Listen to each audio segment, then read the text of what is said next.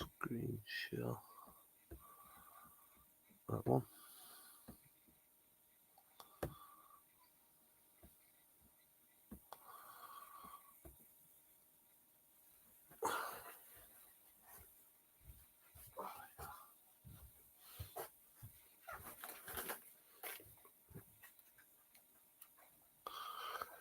(0826) UK time.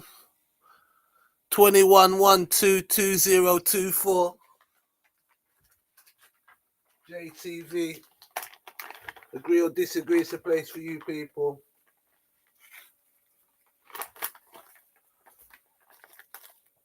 Kick a beat in a minute. Kick a beat. What's this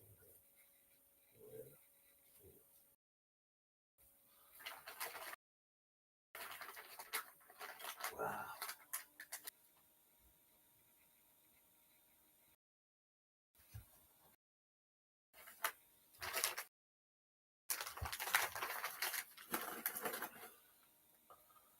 You got the madness in Germany again. I want to talk about some pensioners. I want to talk about the Waspies. I want to talk about the Spirit Bear. The Spirit Bear. Yeah, I want to talk about him. And bear.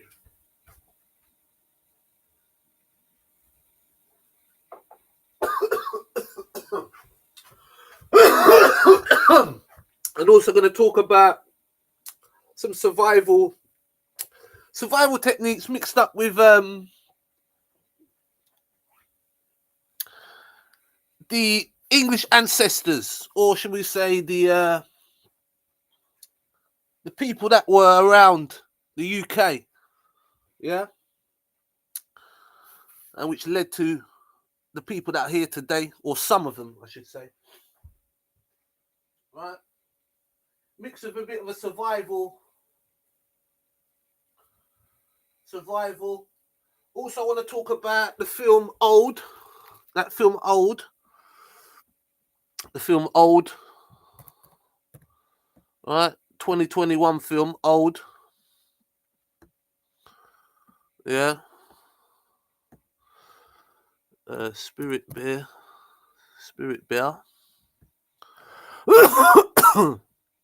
Spirit Bear. Germany. I'm going to put Germany up as well. Bloody hell. You imagine you're standing up somewhere and then someone just come lick you down. That's the worst. That's the worst one. You know, when someone lick you when you don't see it. I've been knocked over before as a kid. And I dreamt that before it happened. But I'm not sure if that's what happened, if because it happened, it's like before the car hit me, it's as if I went back to my dream. I'm not sure if it was a dream or I had a what do they call it? You know, when you dream something before it happens. I can't remember the word now. Starts with P. Bloody hell. Premonition. What is it called again?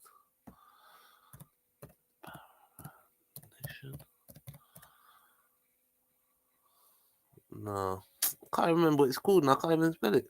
Right? So yeah. And then I got knocked over, man, as a kid. But luckily I see the car. So you know your body freezes up. Your body freezes up. And it goes into like an emergency kind of pose, if you like to say. You know, your body reacts.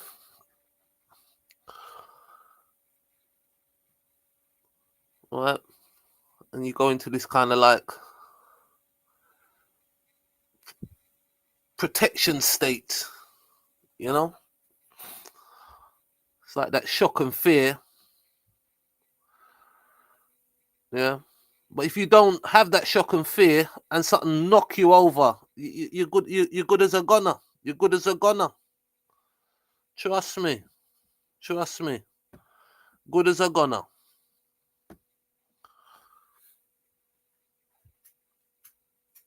Intro.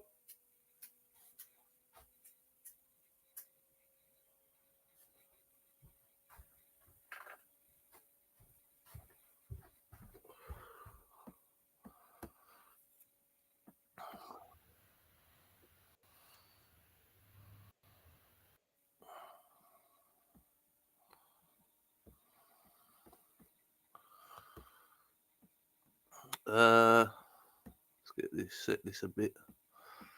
Right, let's go there. So, see how that will look.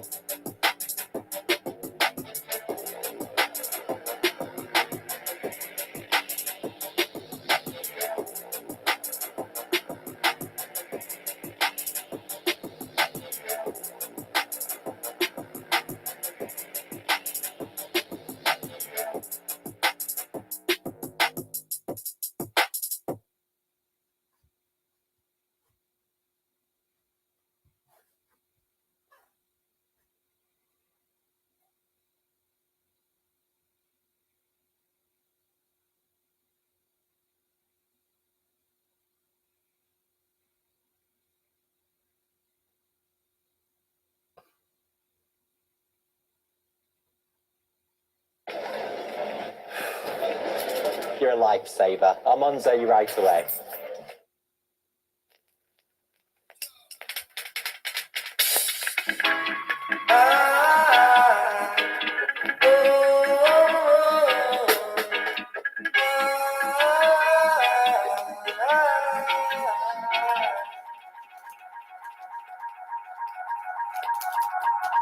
It's like $1 million plane. Girl, I'm cautious for me, you love me.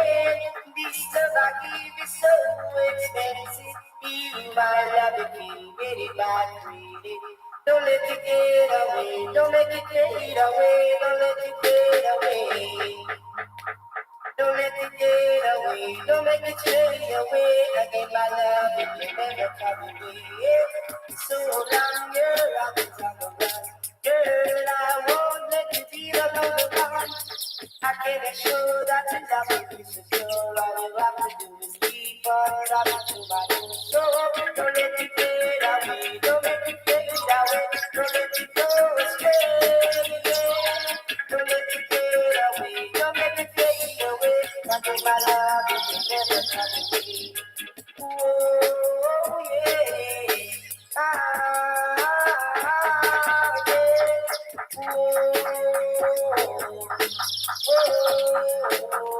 yeah. The fragrant darkness can stand in the road of my room. Some love a good one, some lose. Baby, I want to see the blue. So don't let it get away, don't let it fade away, don't make it get away. Don't let it get away, don't let it fade away. Again, my love, it may never come away.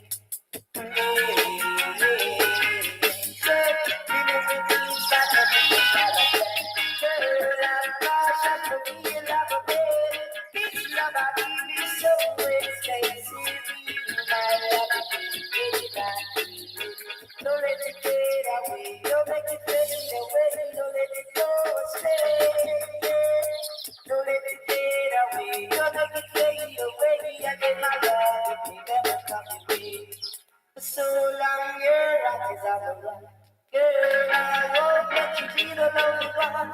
I can assure that the love will be secure. All you have to do is come into my door. So don't let it get away, don't make it fade away, don't make it fade away. Oh, don't let it get away, don't make it fade away. Ah, yeah. Ooh, oh, oh, oh.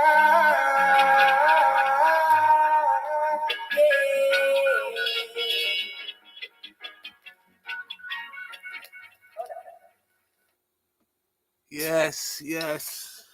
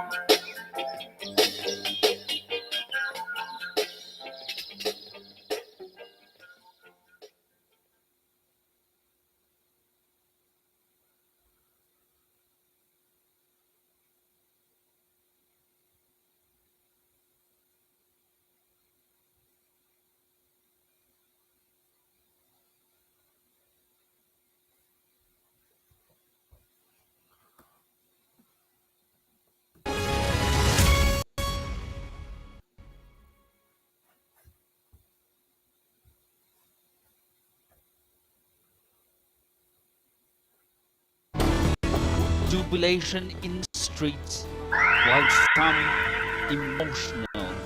This is the political victory for Prime Minister Modi and his Hindu Nationalist Party. I'm Neville Lazarus and I'm Sky's reporter based in Delhi. Companies like these are helping India in its trajectory to be a serious player in space exploration. Sky News, get the full story first.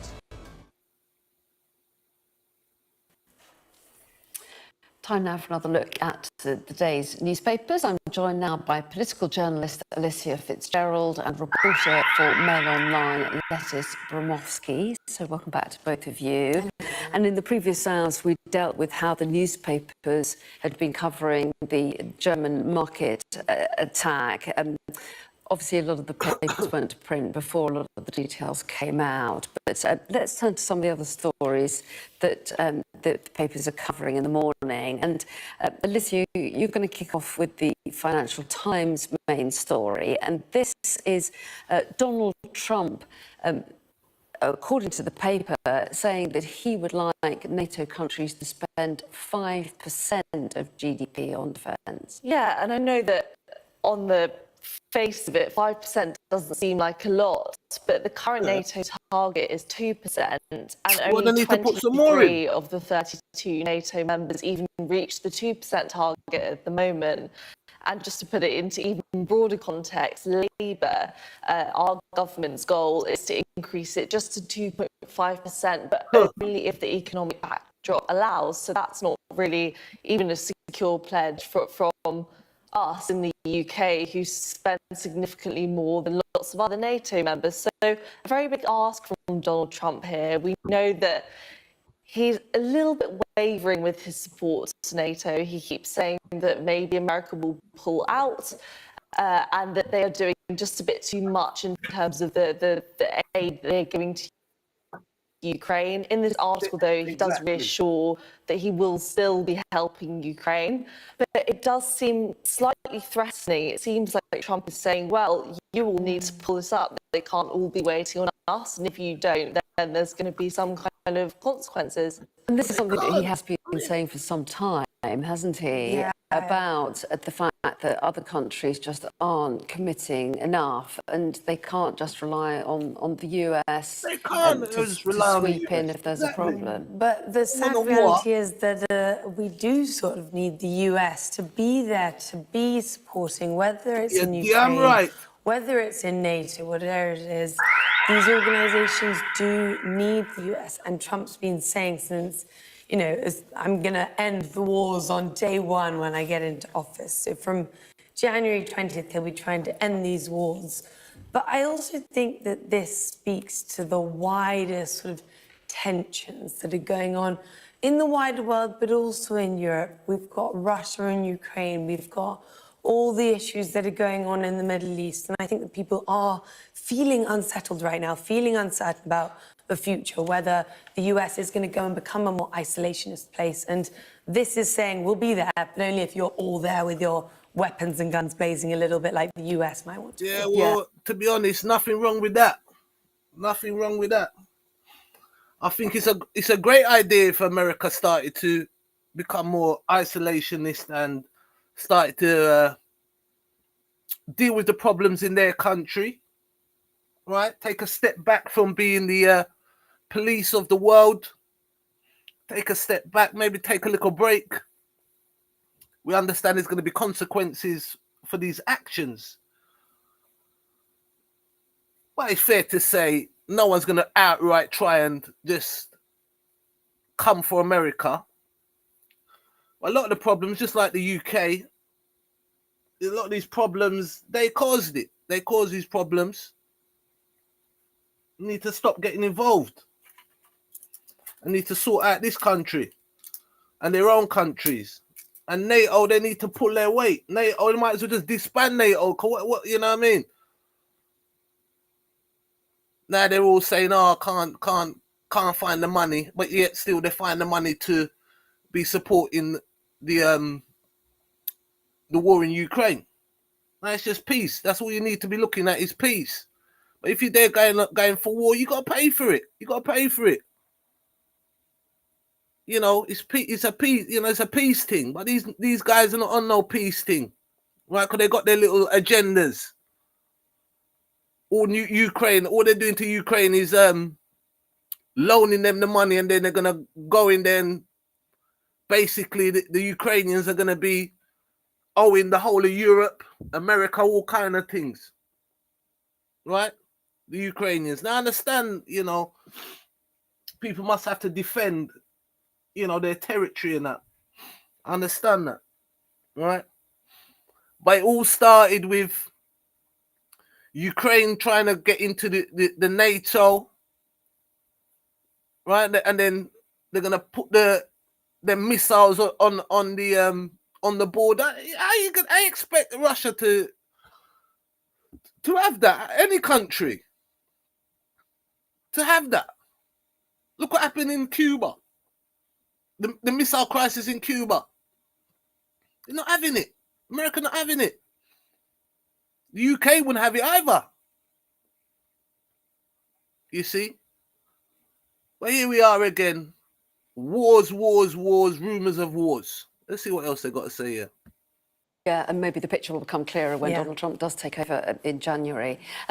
Take us to the article in the Mail. Alessis, you were going to kick off with this. Yes. The headline here is "Fury as Sarah Judge says the press can't be trusted to be fair." Yeah. So this story is following on from the tragic case that we've been seeing all over the media recently about Sarah Sharif. She was a young child who was murdered by her father, stepmother, and uncle. They've all recently been sentenced to huge, long sentences. Her father got 40 years, but the judge has now made a ruling saying that all the professionals who were present in the case and gave evidence, so that's the social workers or the judge who presided over her family court case when, you know, she was allowed to stay with her parents, will be able to remain anonymous. And the reason he said they should be able to remain anonymous is because the media can't report fairly on the accuracy of the case, which I think is quite a bold position to take. I think it's an unfair sort of generalisation. Obviously, I'd probably be quite biased in this, and I'm sure we all would. But a lot of media organisations, including the Daily Mail, have come out and are challenging this ruling because they're saying that these people do need to be held to account. And if they're not held to account, then future judges or future social workers will, when in the same position, might not take an extra measure of care. You see, now, boy, I mean, a bar living eye water, you know, because when I see the little child, you know, I was even chatting to my uncle, and he's going, oh, well, you know, the government took away the powers to punish your children, and right, and I get that. I used to get some licks when I was a youth. I was naughty, you know what I mean? I used to get some licks, yes. You know what I mean? Because to my father never used to beat me though, because he used to say, boy, I'm gonna kill you. If me lick you, I'm gonna kill you. You know, my dad's a nutter. You know what I mean? A builder. You know, with his big crusty hands. If you ever get, I think one time he went to slap me, and just the breeze alone, you know what I mean? I was halfway across the room, you know what I mean? Man, I was scared of that man, you know what I mean? You know, but that's it. You got to have some sort of fear, you know what I mean? Some fear. But we do know some of them kids, they're very naughty. They're very naughty. We understand that. But what I had to kind of say to my uncle was, you like, it was Baby P. Is when they done that to Baby P. There's another tragic case where the parents mash up the little youth, the poor little baby. Right? Now, social services, they're having a hard time now. They're doing a good job. I know that, but something is going on. How you don't notice that? I think that guy, I don't want to call him a guy, you know, that monster, right? As a father, he's a monster, beating up the little youth, you know, because maybe, you know, the kid looked like when I look at the kid, that's like, yeah, she look a little naughty, but she's like a little joyful little kid, you know, like to play maybe a little guitar, and, you know, she might be a little bit facetious, and, you know, some children are like that. You know, for myself, I like the kids that are like that, you know what I mean? A little bit got confidence and and grabbing a guitar and playing a guitar. I like all that stuff. You know what I mean? When I used to work with children and that, I used to, those are the kids that are like, boy, you're gonna be something. You know what I mean? But sometimes you look and you see like the parents are kind of down on the kid. Don't want the kid to do this and do that. Want them to be, very rigid, which I understand. I understand that, but it come down to punishment again now. So fair punishment, you see, because what we got here was having a conversation as well about this, you know what I mean? Like the punishment, there ain't no punishment. Like, for an example, the Old Testament, right? Because this is a Christian country, right? Even though it shouldn't be a Christian country, it should be a pagan country. Yeah, it should be a Druid country, but that's another thing, because they got that from Rome. Yeah. So even that's a bit fake. You know what I mean? So, but yet still, there's no punishment. They let all these little things slide. Yeah? Little things slide without no punishment. Right?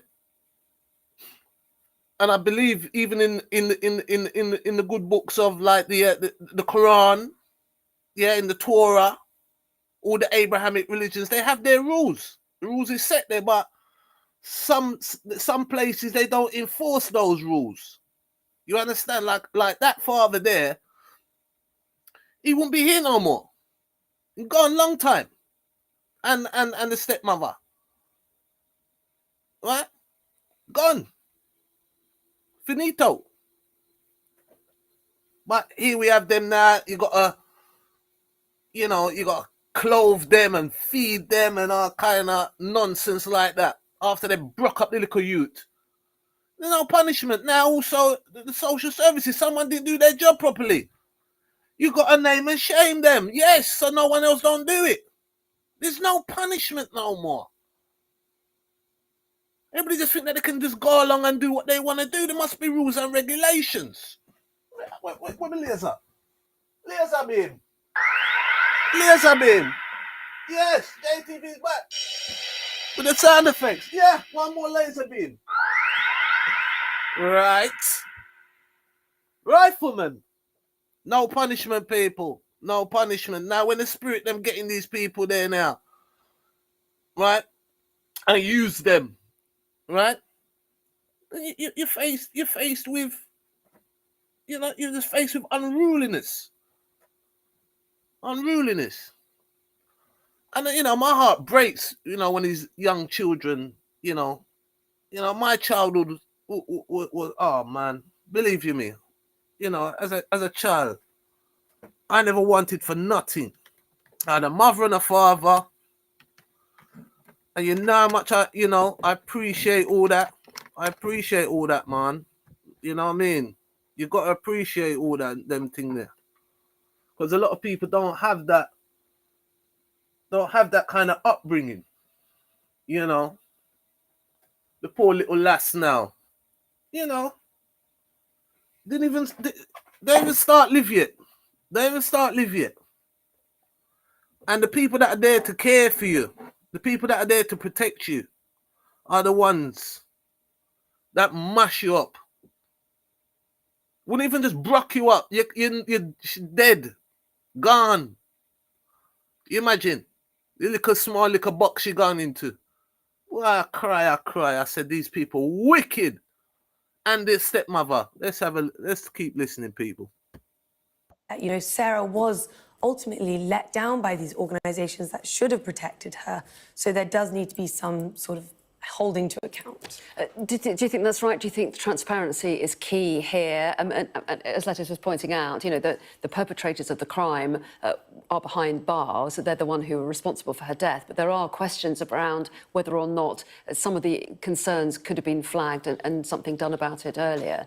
Yeah, I mean, I think the way I see it is that if there is a miscarriage of justice in another sector, maybe not so closely tied to the legal sector, I mean, your name is on the front page of every single newspaper. If it were a politician, if it were a boss of a big company, I mean, we've seen this countless times.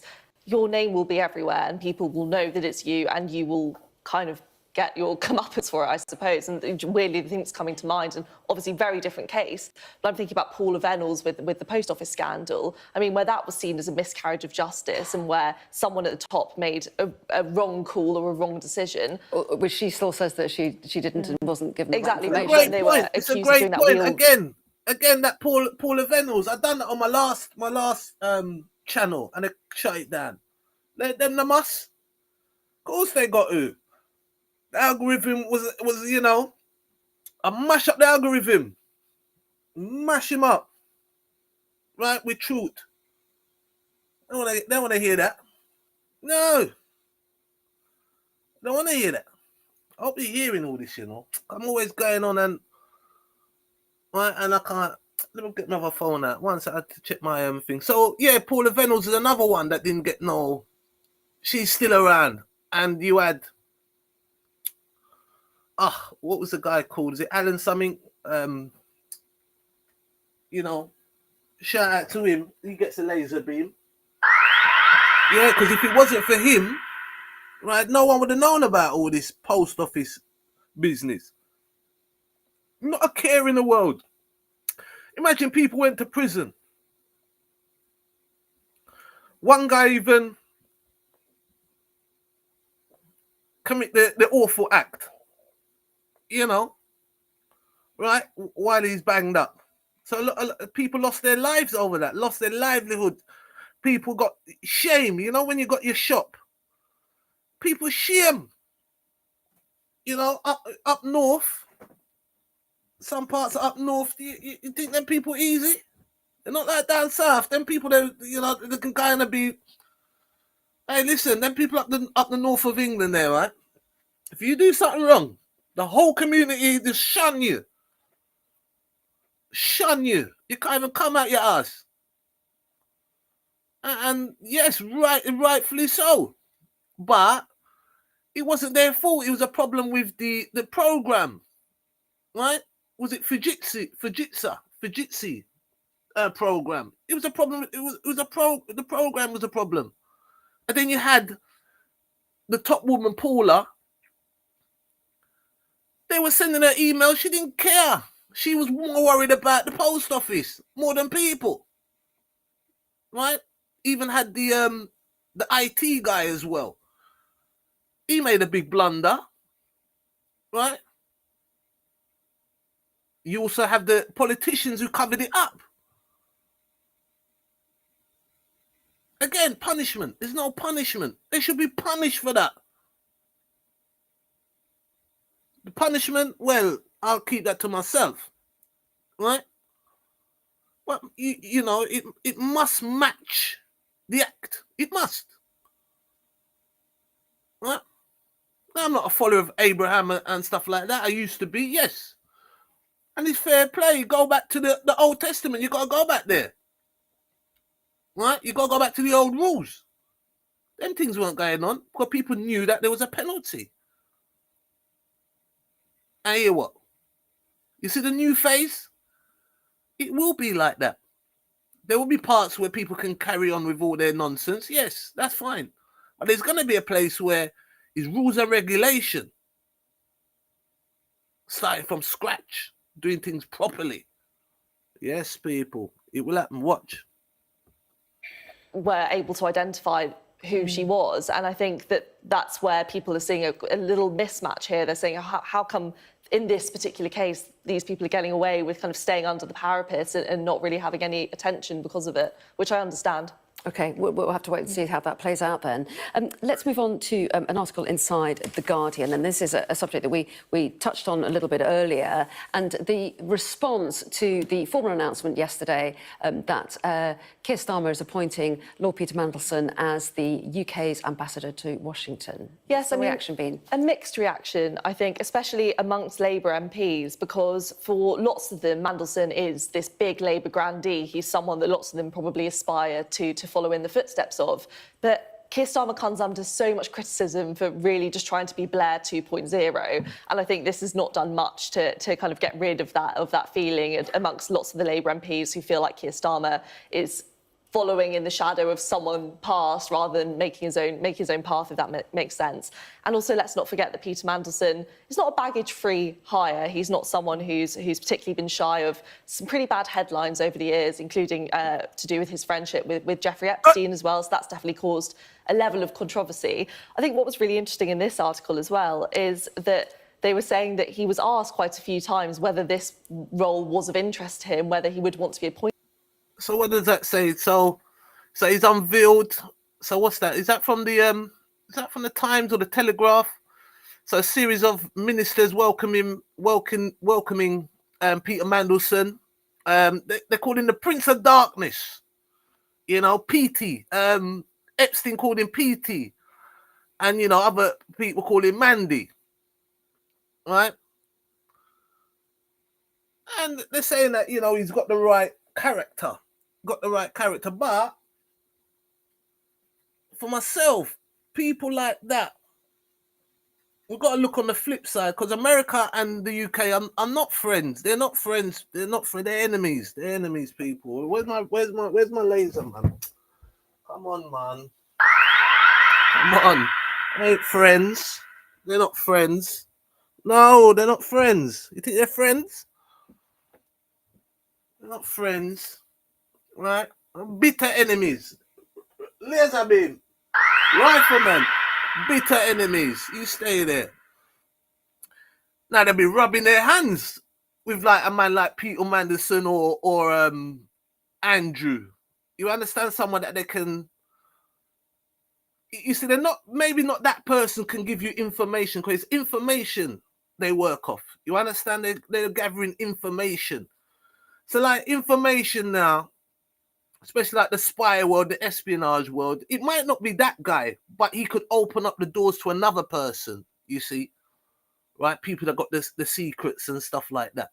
You understand? So Trump will love a man like that. You know what I mean? He'll love a man like that, you see? And so we've got Peter Mandelson, right? Peter Mandelson. So, he got, how many, was it 300 and something grand? For a flat, and bought a flat, you know, straight away, boom, cash deposit, you know. And he's hanging about with Epstein in his Manhattan, you know, his place up in upper East Side or whatever, you know, right? Rich area in New York, right? He's in there doing God knows what. He even visited him in France, you see. So this is a guy that's, you know, got a colourful past, to say the least, right? So we will see what happens. You know, he knows about the politics. That's one thing I do know. You know, so Peter Mandelson's going to be the ambassador to America. Appointed to this role, and apparently Mandelson said he had absolutely no desire and that he doesn't want to be a hotel manager so late in his career. And I think he's just saying that he's kind of slightly above this job, and now that's seems to have gone full circle, and he's doing it anyway. Well, yes, and his supporters say that he's really well suited to the job. They say that he's got great experience of at the high levels of politics, and is diplomatic, knows all about trade. But they've also had some slightly unwelcome reaction from one of Trump's aides, haven't they? Well, exactly. And the reality is this is such an important position that is going to be even more important in a way with Trump coming in, who can be a rather controversial figure himself.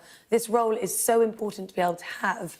And Trump and Mandelson have very differing views, whether that be on China, where Mandelson even earlier this year has been saying, you know, we need to reevaluate our relationship with China. We need to sort of become closer with them, refresh it almost. Whereas Trump, we know, is very sort of anti-China and anti that state on the whole. So it's going to be interesting to see how they can make this relationship work between the two of them. There's a lot of criticism we've seen so far, even on the front page of the Telegraph. You know, one of his closest aides was calling him a moron. So it's going to see how this pans out, let's say. But yeah, it'll be interesting to see. Yeah, another one to watch. Okay, that is a moron. He's not a moron. He's not a moron. He's a clever, you know what I mean? Guys that understand politics. He ain't no moron. Not a moron. You see? And who is this guy calling him moron? You know, why they don't come out and show their face? They can't, can they? You know, they probably got skeletons in the closet. You know, ambassador. Who would I? Ambassador to? Well, they might as well just give what's his name, Cameron, or one of them, or even Boris Johnson. Give Boris Johnson a job. You know what I mean? Give Boris. As bad as Boris is. As bad as Boris is. Might just give him.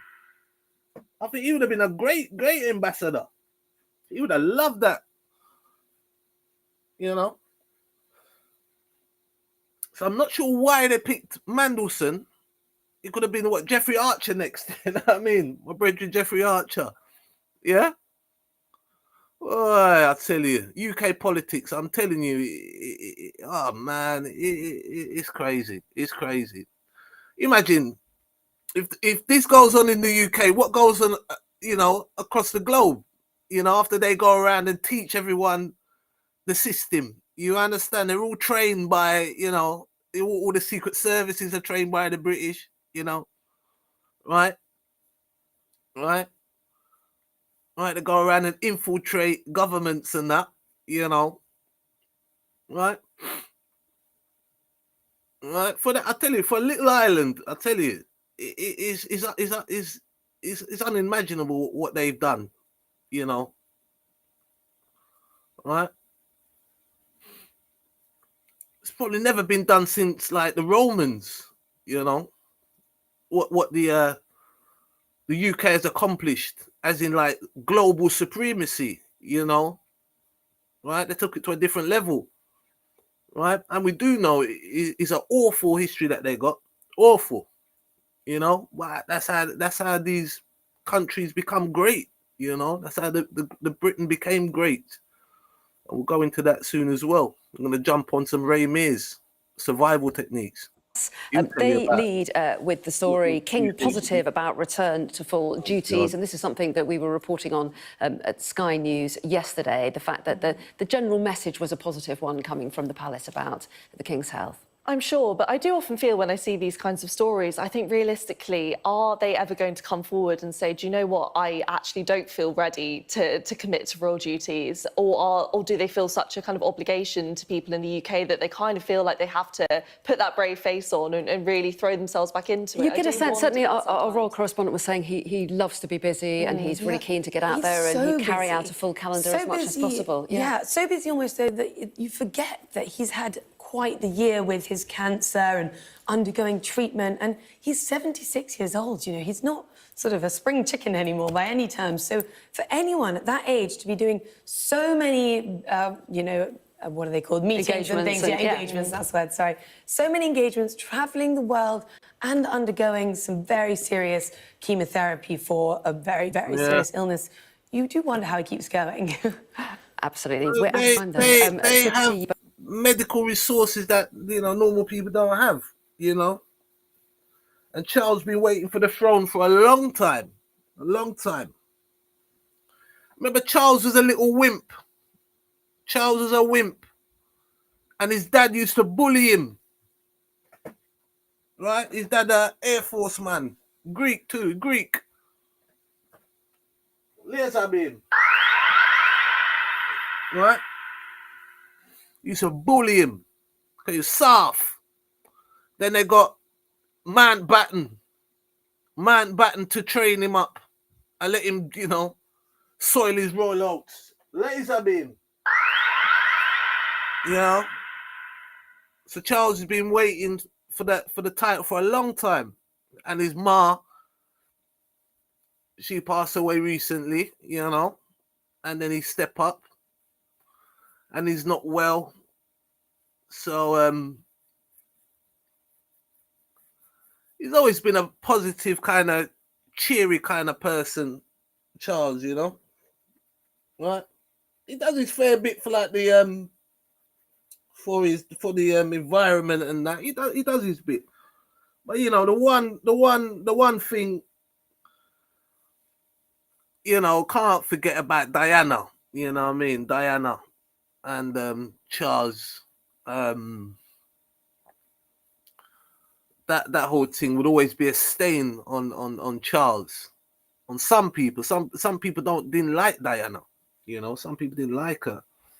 For myself, I did like her, you know what I mean? You know, Princess Diana, when she used to go around to the mines and that, you know, and you know, raise awareness, you know, place like Africa, you know what I mean? She used to go out there and walk around where the mines were, you know? You're like, damn, you know what I mean? Who would do such a thing? Be petrified, you know? So yeah, Charles, he's not well, so I don't know how long he's gonna last, because, you know, will he make it to in his 90s? You know, not wishing any ill fate on the man, you know what I mean? And then obviously, who's gonna come in to the line after? That will be William, because there's no chance Harry getting in there. We don't want Harry in there, right? We want Harry to stay in America, but Trump's gonna kick him out. He's so licky, right? And look like that woman there. I don't know if them two are going to be together, right? But she, I mean, a character of a woman, you know, don't even business with her father. You know what I mean? Like, come on, man. Like, you know, all those kind of things is again comes down to punishment. You know what I mean?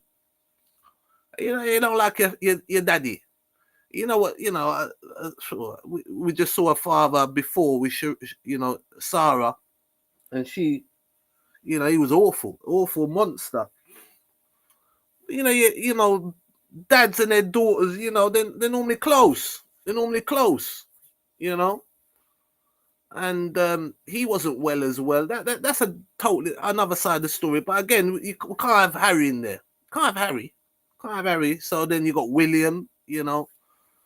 Oh boy. So yeah, so Charles is not so well, still doing his duties.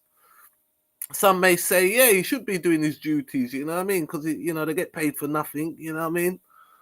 But, yeah, Charles is doing his thing, and he's had a rough time with the cancer, you know what I mean? And, you know, the cancer is a devastating thing, you know what I mean? Right? Devastating. All right, let's listen on, people. I'll use a WC. Back in a minute. You both, as ever, thanks very much indeed for taking us through the papers. Thank you. Thank you.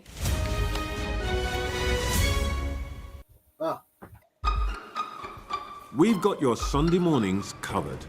From the front page and the sounds of the streets to the voices of the people who make the major calls and big picture politics beyond Westminster. We'll put you at the heart of our story.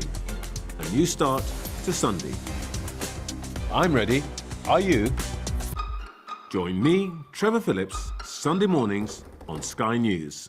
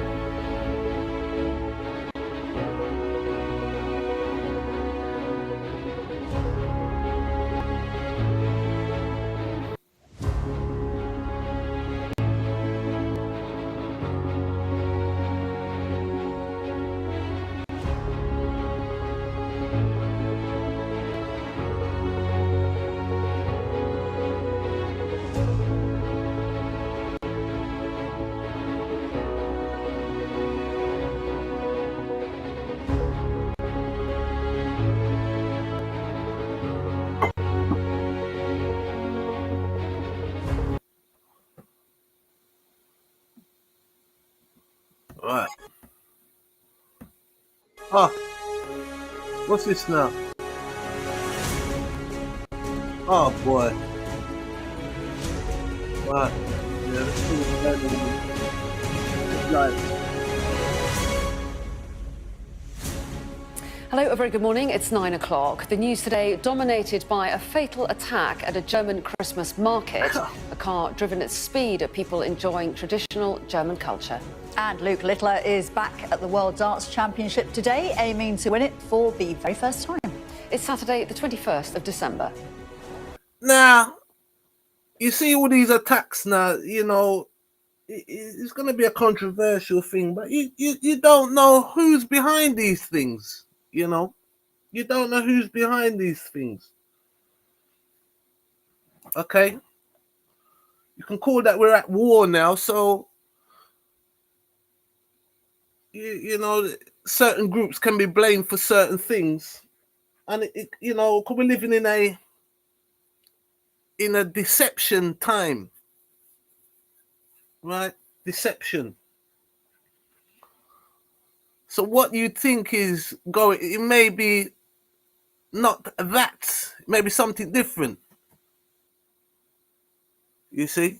So let's see what's happened with this attack. Now this, I mean, you imagine you're going about, you know, you know, your family going out and whichever festival or whatever you wish to, you know, partake in, it's your business. It's your business. But the thought of someone, you know, just intentionally driving a car into a crowd of people.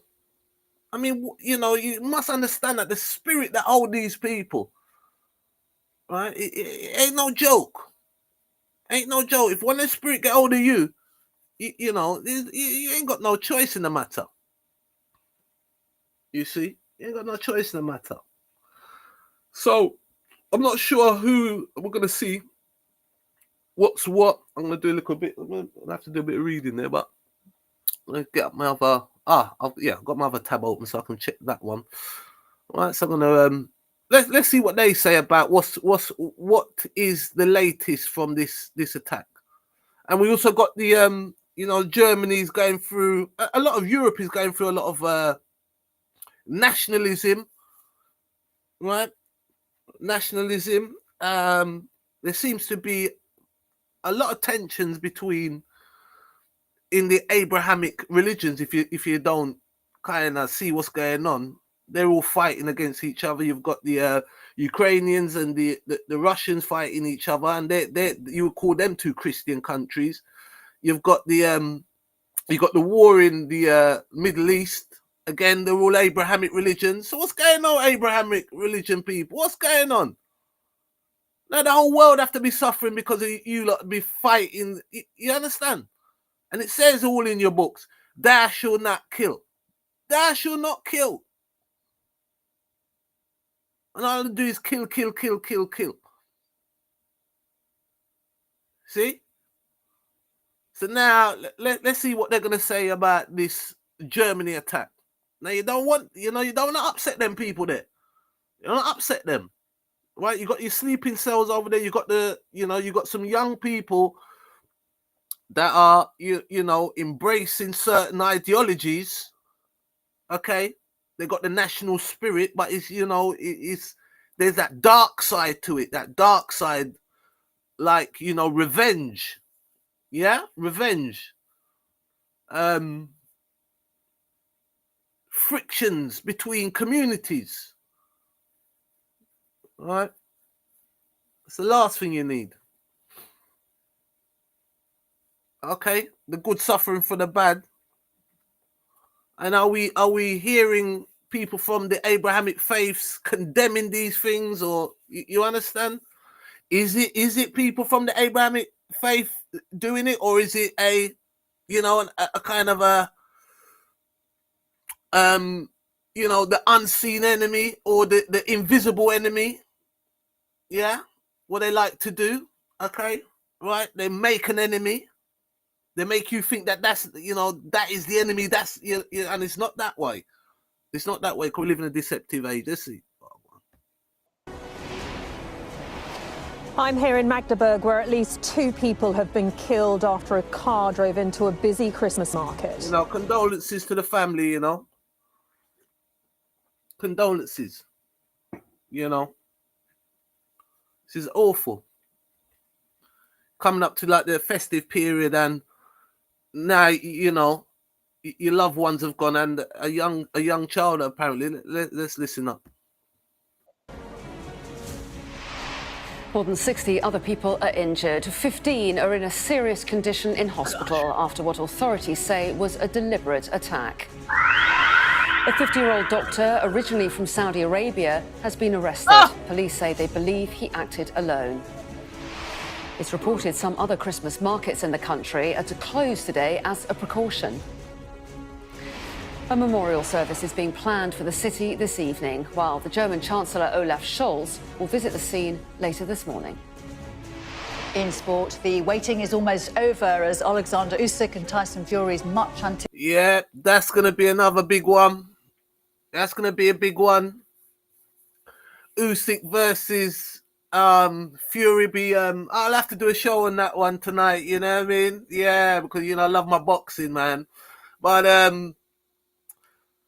you know, I'm totally Usyk. You know, I think he's a wonderful fighter, and that doesn't take anything away from Tyson Fury. You know, he's a wonderful fighter himself. For a big man like that, Tyson Fury moves around like that, and again, you know, he embraces the greats of boxing. I wish AJ and, you know, certain others embraced, you know, what, you know, like people like Ali done, and, you know, try to you know, use the skill. And remember, Ali was before his time. Muhammad Ali used to sell the fights. He was well before his time, that guy. So all these boxers now, they're all doing what Ali was doing. You know, Ali set the trend. But Tyson Fury, the size of him, you know what I mean? Shout out to the Fury, you know what I mean? He's a big lad, you know what I mean? And he moves. I like how he does his move, and, you know, he does his little thing. You know, my concerns with Tyson Fury is his mental health, you know. I know he struggles with it. Tyson Fury. He struggles with it. So, again, like with the boxing, I like them to end early. Don't want them to go too far and get too much brain damage and all, you know, because it's a horrible sport. It's horrible. Blood sport. You know, knocking stuffing out of each other, you know, right? But Usyk, he's I tell you, technically, wonderful, you know. They said that he swims like a fish. You know, he's just a great athlete. And also what I like about Usyk, he keeps it Ukrainian 100%. You understand? And that's what, you know, people need to get back to, you know what I mean? You know, all right, we're going to check out about Spirit Bears and that, but, you know, got to get back to your own team, your own people. You understand? Like, a lot of the like, for example, AJ should have been in America. Should have been in some black boxing gym or what, you know what I mean? Surrounded by his people, you know what I mean? Just like how Usyk does it. Yeah, and Usyk will play his hip hop, and, you know, he loves all that. But he keeps it Ukrainian. All the trainers Ukrainian, all the food, everything. You understand? He keeps it 100% Ukrainian, and you gotta take your hat off for that, because you got too many fake people around. You know what I mean? Right? They want it like an illusion kind of thing. You understand? They want to be in like some kind of illusion. You understand? So you keep it straight. So yeah, that's gonna be a great fight, and I think that's gonna be is the fight gonna be in Saudi Arabia? And now they're saying that this guy is from Saudi Arabia. So what now look at this. He come all the way from Saudi Arabia and drive car into you see? You see what I mean? Why don't just stay down in Saudi Arabia? Nah, so I mean, and also I mean, I thought Saudi Arabia was, was a country to, as a Muslim, I would have said that would have been a place to aspire to. Why would you come to Germany? Right?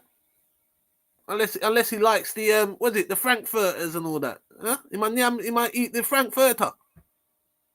Anticipated heavyweight rematch takes place tonight, but a row is now brewing over Fury's beard. What's wrong with his beard? Hello, very good morning, and thanks for joining us here on The Breakfast Show. Our top story here today: 2 people have been killed after a car was driven into a crowded Christmas market in the city of Magdeburg in eastern Germany. One of those killed was a young child and the other an adult. This morning, 15 people are in a serious condition in hospital and many more injured are being treated. A total of 68 people were hurt. The man suspected of driving the car was arrested by police a short time after the attack. He's a 50-year-old doctor, originally from Saudi Arabia. Well, our Europe correspondent Siobhan Robbins is in Magdeburg and joins us now. Siobhan. Hi, Anna. Yes, I'm at the edge of that Christmas market where this terrible scene unfolded last night. It was actually behind me that the car drove through the crowds that had come here to gather, went around the corner before eventually being stopped by police. And the official death toll as it stands at the moment is 2. However, lots of local media in Germany now reporting that it could be 4 people confirmed dead. We're still waiting for official confirmation of that. But here's an update as to how last night's events unfolded. Guns drawn, the moment armed police arrest a suspected attacker.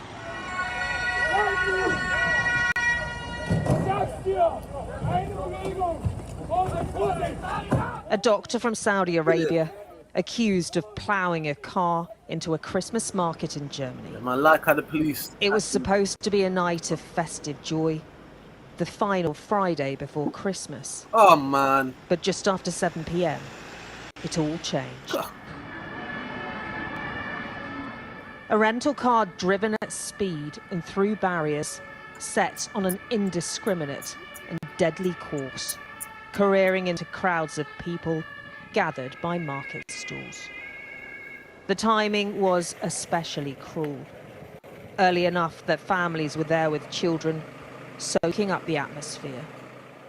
One of the victims, believed to be a small child. We are shaking. We are full of sympathy for the relatives. Also, we hope that nothing's happened to our relatives, friends and acquaintances. Magdeburg is located here, 80 miles west of Berlin. A city of 240,000 people, its Christmas markets are better known for their welcoming local feel rather than their size. Yet this is what remains. It is a terrible tragedy. It is a catastrophe for the city of Magdeburg and also Germany. And this isn't the first time Christmas markets have been targeted in Europe. In 2014, in the French town of Nantes, a van was driven into a crowded market, injuring 10, with 1 man arrested.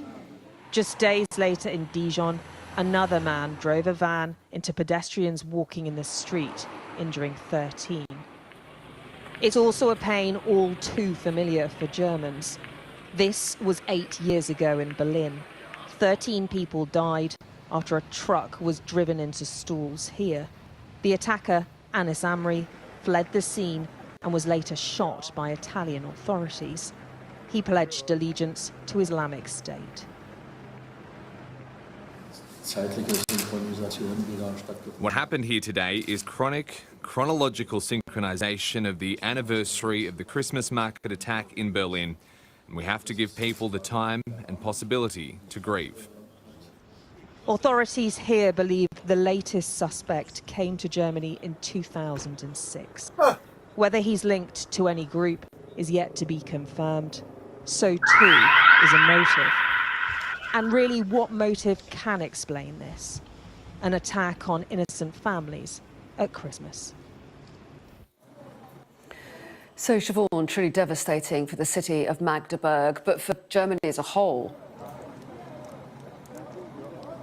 It's horrendous. When we drove into the city, the signs where you'd see adverts now hold a message with a candle that says Magdeburg strong, and we're expecting a memorial service or a service really to support people in the town to happen at 7 o'clock this evening, almost 24 hours after that car drove through. We're also expecting the German Chancellor Olaf Scholz to visit the scene here in the next few hours. But as I was saying in the report, the timing, of course, is extremely difficult, so close to Christmas, but as is the fact that it is almost 8 years to the day after that attack on a Berlin Christmas market. And it's again Germans reliving that trauma so close to Christmas. Indeed. Siobhan, thanks very much indeed. Well, in the last hour, I spoke to Dominic, who's a team leader at the restaurant Peter Payne in Magdeburg, and he was working last night when the attack occurred close to the restaurant. I was shocked, but not scared in this moment. I can't really make sure what was I thinking. You know what I mean? It never happened here before, and yeah, after a few minutes, we got the whole situation. Yeah, we were scared.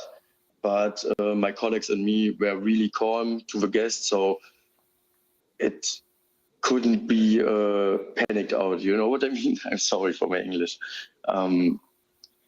Yeah, I think in the first time I wasn't scared, but I was in shock about the information. Yeah, we kept it open, but just for the guests who were still inside. They were eating and yeah, we don't want it to make panic, but instead of 0, we closed 2 hours earlier when every guest was gone. And I spoke with my boss. So we saw in the 2 hours so many medical staff and police came in here for the toilet. So I asked my boss to open the restaurant for the whole night, but just for the medical staff and police, obviously. We don't give food or something because the kitchen was closed, but we gave for the police and the medical staff hot drinks, coffee, tea, or hot chocolate, and they can go to the toilet because we were the only restaurant who was still open, and they don't have any chance to go somewhere or get something. So I told everyone till 8 a.m. I will be here, but after that you can get your hot drinks somewhere else. But for the night, we are here for you. Well, a reaction to the attack has been coming in from world leaders. The Chancellor of Germany, Olaf Scholz, led the way, writing, "My thoughts are with the victims and their relatives. We stand beside them and beside the people of Magdeburg." He's expected to visit the city later today, as Siobhan was telling us. Well, Sir Keir Starmer has also responded to the attack. He posted on social media, "I'm horrified by the atrocious attack in Magdeburg tonight. My thoughts are with the victims, their families and all those affected. We stand with the people of Germany." And the French President Emmanuel Macron said this, deeply shocked by the horror that struck the Magdeburg Christmas market in Germany this evening. "My thoughts are with the victims, the injured and their loved ones and families. France shares the pain of the German people and expresses its full solidarity." Well, let's speak now to counter-terror expert Hans Jakob Schindler, who joins us now live. A very good morning to you. Thanks very much for talking to us today. First of all, your reaction to the events of last night. Yeah, this is, of course, a sad and very tragic day, not just for Magdeburg, but for the entire country, especially since this is an attack methodology which should normally not happen. Since the Christmas market attack in 2016, just 8 years ago, all Christmas markets in Germany have a physical barrier around them, and there must have been a gap in the barriers that were there in Magdeburg. There are barriers around that Christmas market as well, but yet the perpetrator managed to rent a car and drive through a gap in those barriers. So there has to be a rethink of the security system that protected that Christmas market. And what are the implications of that? Does that mean that security will need to be checked or tightened across the country today? I think more checked than tightened, because as you could have seen during the European Football Championship in Germany, where pretty much any terrorist group under the sun was calling for attacks in Germany, there weren't any attacks on these large fan zones. So if the security measures work, and there were also physical barriers there, then these events are pretty safe. Of course, it's always difficult to stop a lone actor, and this, for all we know right now, seems to have really been, and which is partly good news, a lone actor, i.e. doesn't seem to have had accomplices in the preparation, seems to be a true loner, including online. But something must have gone wrong. Well, yes, and as you say, the authorities are saying that as things stand, they believe that this person was acting alone, but it must be a key priority for them to rule out the possibility of other associates, because that must be pretty critical for the country now. Of course, yes. I mean, the investigations, of course, started immediately. There were house searches in his hometown in Bernburg. There is, of course, a very close look at his online profile, which seems bizarrely anti-Islamic and anti-Saudi and right-wing. So obviously they're trying to figure out what precisely was going on. But so far, at least, as things stand now, it doesn't look like he's part of a broader terrorism network that then would mean there's more danger of other people acting now. That hopefully is not the case. Well, yes, and we still have plenty more to learn about the suspect, and no more word from the authorities as yet. In the meantime, though, give us a sense of what the atmosphere is like there, for Germany to experience and witness yet another hideous attack like this at a Christmas market, 8 years after the one that devastated Berlin. Yeah, it is really tragic. Christmas markets are a central aspect of anyone's Christmas experience in Germany from your small childhood. They're always places of pure happiness and joy. And this is the second time that one of these Christmas markets have been attacked in Germany. Many cells actually this year and last year were arrested that were planning to conduct attacks on Christmas markets in Germany. Just over a week ago, 3 individuals were arrested in Baden-Württemberg and Hesse, 2 federal states of Germany, that were procuring guns to attack a Christmas market. So the security services do whatever they can, but always the tragic truth about counterterrorism is you, as the defender, can never make even a small mistake. You have to be 100% perfect 100% of the time, and the other side just needs to be lucky once. And just bear with us just for 1 second, Hans. Right, so, you know, yeah, man, it's getting, you know what I mean, some craziness, you know what I mean, craziness, right, craziness. We'll run through this one. What's this potholes business? What's all these potholes? Right, so, you know, and then they're coming out with potholes. Right, look at this. Look, Rod Stewart, I fixed pothole. Amazon, you'll find quality products you can trust at prices you'll feel good about. You can rock your world, not your savings, and enjoy the perfect blend at the perfect price. Find highly rated products at prices you'll love. Start your search on Amazon today. This is the state of the road here where I am in Harlow, and it's been at this place. People are smashing their cars up, and the other day there was an ambulance with the first tyre. The state of that road, look at that. Look at the state of it. You hear him? My Ferrari can't go through here at all. You hear him? That's why he's come out there. Rod Stewart. Well, you should be sailing across the potholes. Now look at that. Look at the state of the place. What do they do with the money? The amount of money that the motor industry makes, insurance and all kind of stuff, road tax. What kind of nonsense? Your petrol. Yeah? Potholes. I need to sort that out, the potholes. Look at that. Look at bloody Rod Stewart there, look. He's out there. And this is 2 years ago. That looks like somewhere in Jamaica. You know.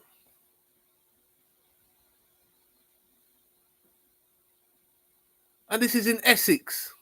Outside this Essex estate. So maybe it's not a, you know, it could be, maybe a busy road. I'm not sure where that is. But yeah, the road is bad. And the thing is, when you're driving now, you swing out of the way of a pothole, bam, next thing you knock someone over, you know, or you mash up your car. You know, roads have to be safe. You know what I mean? The roads have to be safe when you're driving on. I remember I hit one pothole, shut my car off. My car went up about 10 foot in the air. Right? It was a massive hole on top of a bridge. Luckily, I didn't fly off the bridge. Yeah? Oh, look at the state of this. This is the state of the road here where I live in Harlow. It's in Harlow. And it's been like this places. People are smashing their cars up. And the other day there was an ambulance for the first time. An ambulance? My Ferrari can't go through here at all. So me and the boys thought we'd come through. You know, emergency services as well. You know, could be carrying a patient. You know, dropping a pothole, mash up the. Then that's just a nightmare scenario. Ourselves. So this is what we're doing, filling in the hole while millions and millions of pounds have been spent on the M11. Yeah. Over there.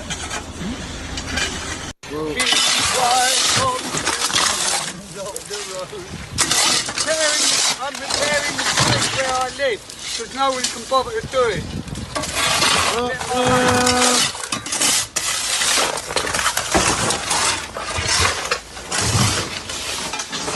Yeah, that's bad. That's bad. That. All right, that's bad. That. Yeah, that's bad, man. That's bad. You know.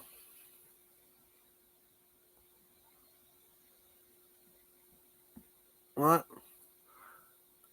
Let's kick this one now. The old pensioners, right?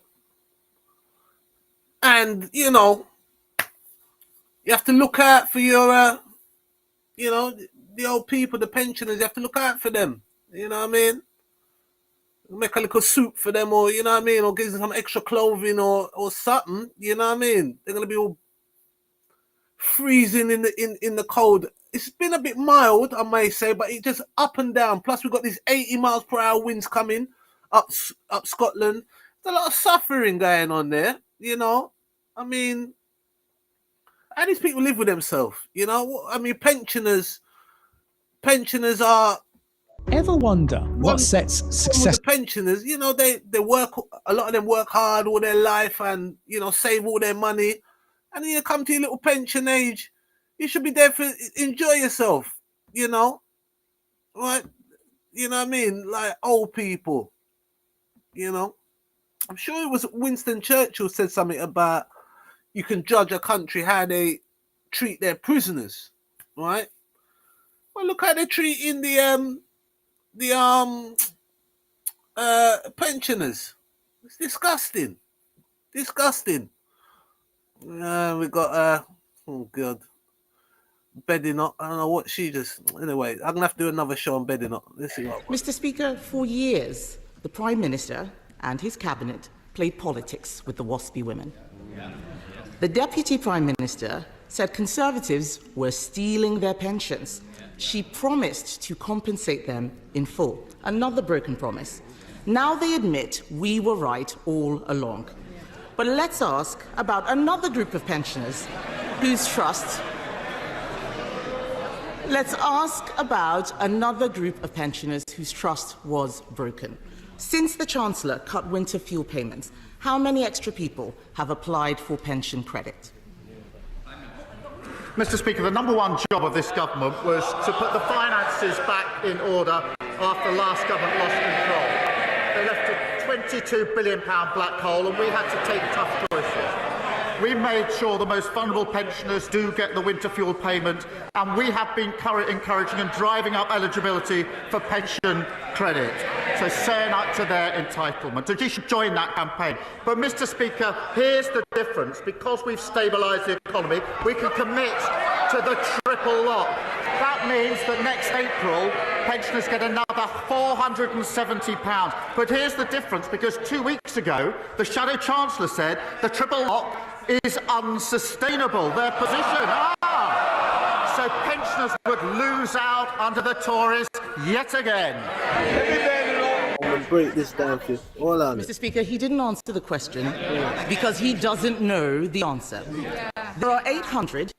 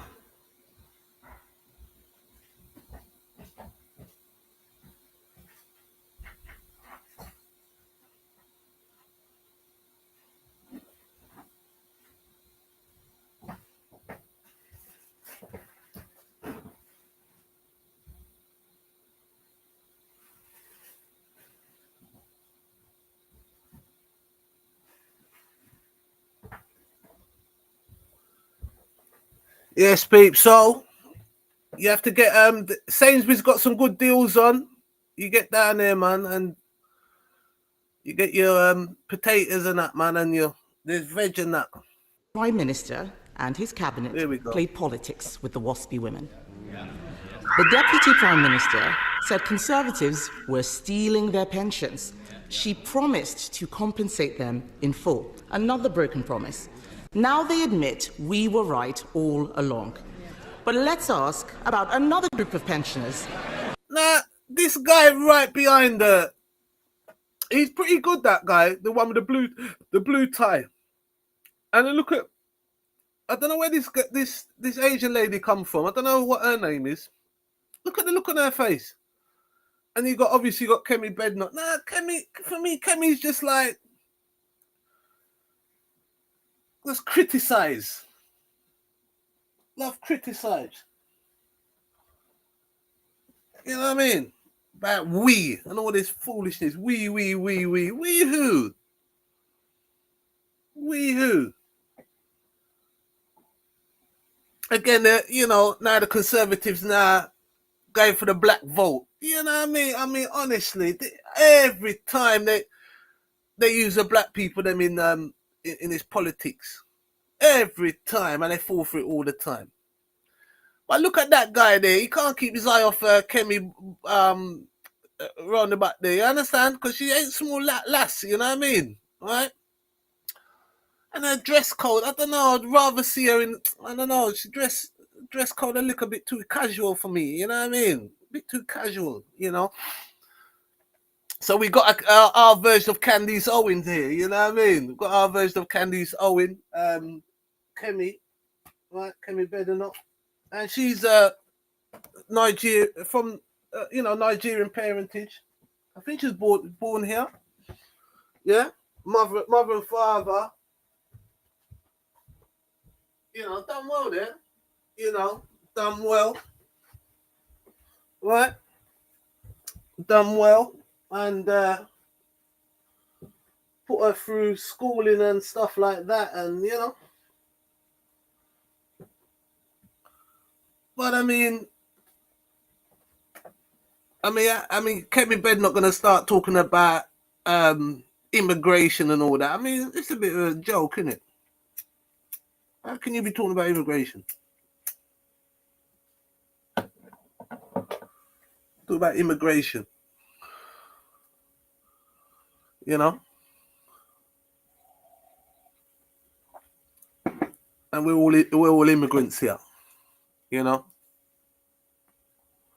So she's there battling Keir Starmer, you know, but I like how Starmer's handling himself, though. I like how he's handling himself because they've only been in for 5 months, you know. The Conservatives were in for 14 years, you know what I mean? You had Richie Sunak, you know, the richest man, one of the richest men richest man in Parliament. It could be one of the richest in the UK as well. His missus' father's an Indian billionaire, laser beam. Right? Then we got Kemi now. So Kemi, she trying to be like a Margaret Thatcher kind of thing, kind of Candice Owens kind of mix, you know, right? Fighting for the British people, yeah. Well, I tell you, for myself, man, like, you know, politics, depends where you are, you know what I mean? You know, if it's a white country, let the white man run his country. Yes, let him run it, yeah. And we go run our countries, you know what I mean? That's what I'm saying about, like, when I go into the Spirit Bears and that, you know what I mean? You know, this thing's all messed up. You know what I mean? It's all messed up. Right? From Nigeria, would he have made it in Nigerian politics? I doubt it very much. A bit like Richie Sunak, he wouldn't have made it in Indian politics. No way. No way. No bloody way. And they make it here, but you see, there's a twist to it. There's a twist. I would have said that guy there would have been more I think I liked how he was giving it to Starmer the other day. I don't know what his name is, that guy with the blue tie on, keeps his eye right on old Kemi. Do you know what I mean? And but for me, Boris, they can't. I mean, I'm not saying Boris Johnson was the best, but you know, by far, you know, it's like you're gonna pick the best out of the worst. You know what I mean? Boris by far. Yeah, Boris has all he's a, you know what I mean? You can't trust him, you know what I mean? But you know, I think for the British people, for this, you know, let him run the thing. But they knifed him in the back and got rid of him. So now we've got Kemi Badenoch, and she's on Starmer. And you know, Starmer obviously himself, but he's soft, but he's not that soft, you know what I mean? But let's say this interchange. So this is the battle between Kemi Badenoch and Keir Starmer. They're talking about the pensioners. Whose trust?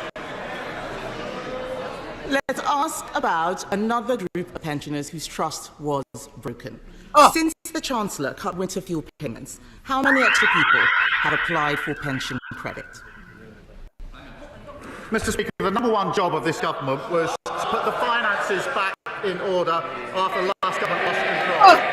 They left a 22 billion black hole, and we have... Yes, it's true. I like when he does that one, you know. He always hits them back. Yeah, it's true. You know, so you got the Angela Rayner on the left, who was partying Ibiza, right? You know what I mean? Taking money for clothes. Even Starmer got caught taking money for clothes. You know what I mean? No, Starmer, you know, after he's dead, talking about the sleazy Tories, and then you got the other lady there, the Iron Chancellor, right? The first female Chancellor of this checker. Give me a laser beam there, people. Yeah, man. Yes. She lie on her CV. She worked in accounts people. You know what I mean? You can't make it up, man. Take tough choices. We made sure the most vulnerable pensioners do get winter fuel payment, and we have been encouraging and driving up eligibility for pension credit. So saying up to their entitlement, and she should join that campaign. But Mr. Speaker, here's the difference. Because we stabilise the economy, we can commit to the triple lock. That means that next April, pensioners get another £470. But here's the difference, because 2 weeks ago, the Shadow Chancellor said the triple lock is unsustainable. Their position, so pensioners would lose out under the Tories yet again. I mean, if you think that the Tories care for the I mean, come on, they don't business. It don't seem like anyone business about the pensioners. You know, the state of the world. Pensioners. You take it out on the pensioners. The state of this place. And Kemi's right up there. She's got her notes ready. There's a lot of orange wearing. I don't know where they'll get this orange colour from. There's a lot of orange in there, isn't it? Orange. Look at that guy there. Look at this guy here. Look at him looking at. Yeah, I don't want to look at Kemi. Yeah. You know what I mean? Right? Kemi. Right? Oh, look at him. That one there. He's looking serious as well. Like, boy, you can't go that, you know, brother. So you just mind yourself. You can't manage Kemi. Kemi sit down upon you, mash you up. Mr. Speaker, he didn't answer the question because he doesn't know the answer. There are 850,000 eligible pensioners not claiming pension credit. If they sign up, that will cost the Treasury £2.3 billion, wiping out the savings that the Chancellor claimed she would make. Before the election, his chief secretary told the public they had no plans to cut winter fuel. But they did have plans, didn't they? Yes. Age UK say cutting the winter fuel payment with very little notice will potentially jeopardise the health and finances of millions of older people. Whoa. Does he agree with Age UK that this is the last thing both pensioners and the NHS need? Yeah. Well, they're too bloody right. Too bloody right, man. Left the pensioners with their little heating, man.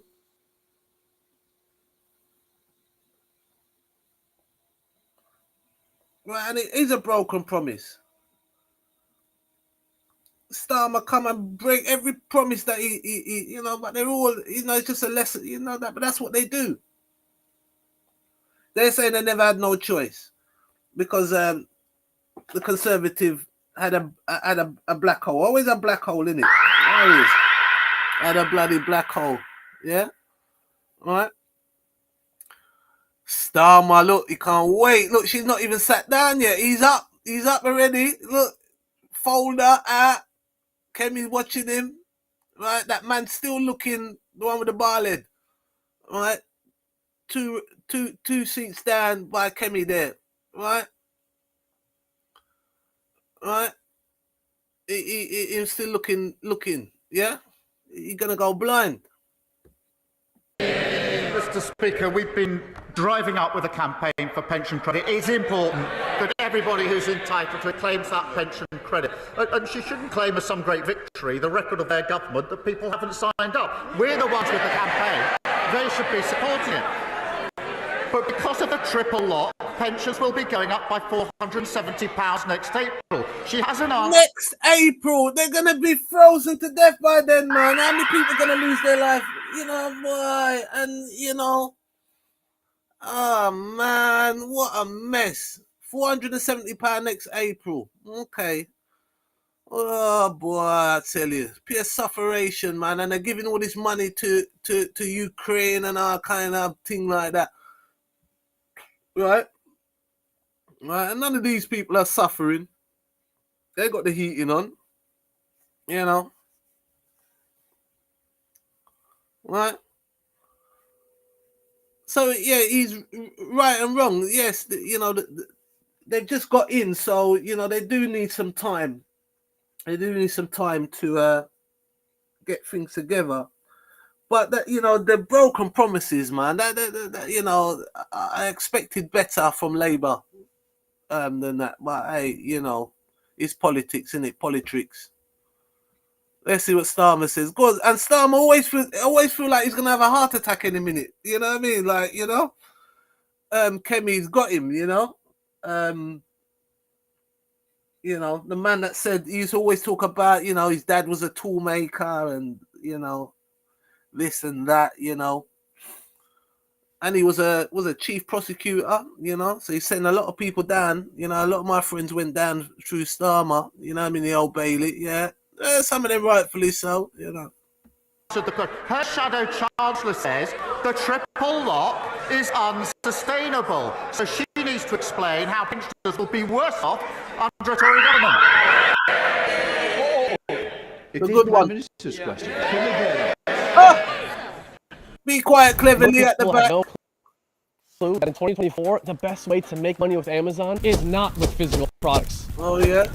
It's Amazon's other company, Audible. Audible has been paying me a steady and reliable income every month. I have to try that then. Mr. Speaker, we protected the triple lock during all our time in government. Meanwhile,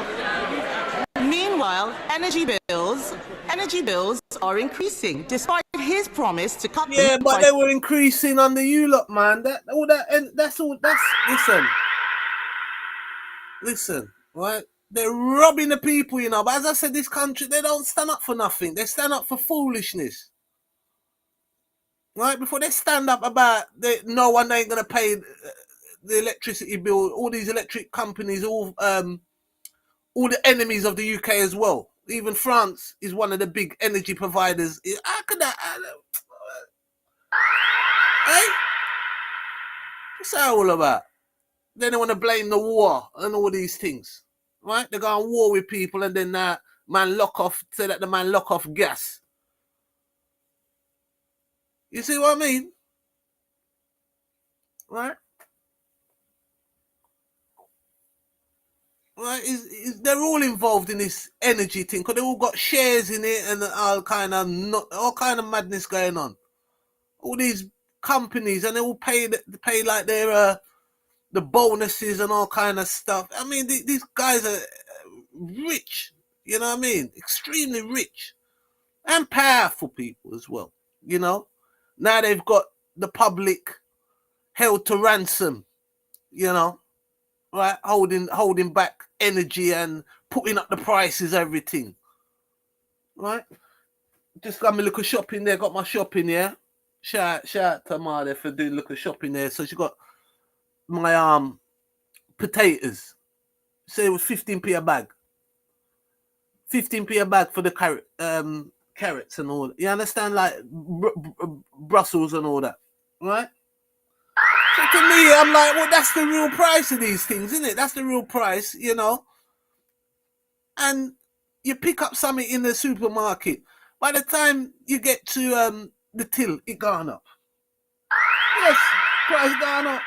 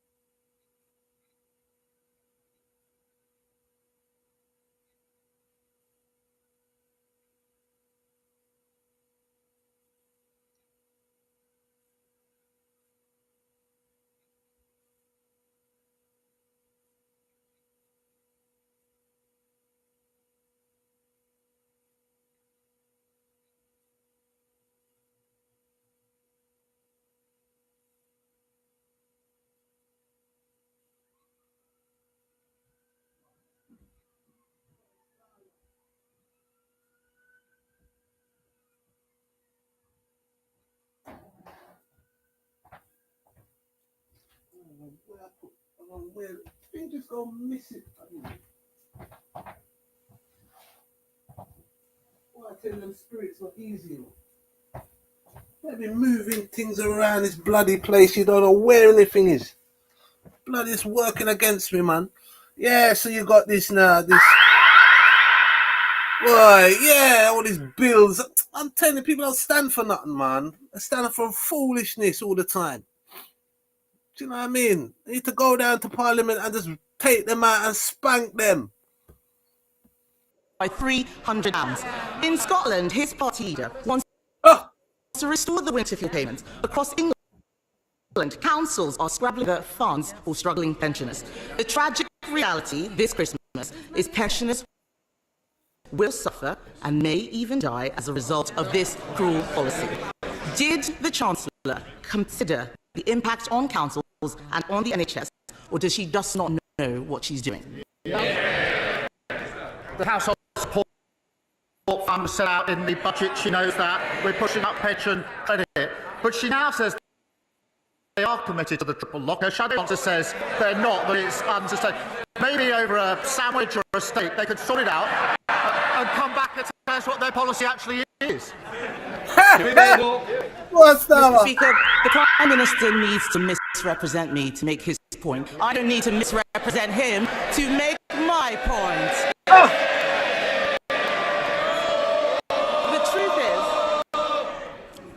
The truth is, he didn't think this.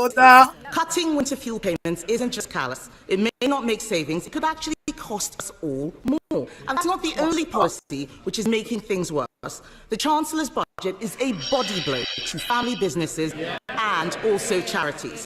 Marie Curie have warned that Labour's budget will cost them nearly £3 million a year. This is a cancer charity saying they have no option but to reduce services. Did the Chancellor tell the Prime Minister that her jobs tax is going to hit charities? The ripple effects of these people, man. Tough times. So 2025,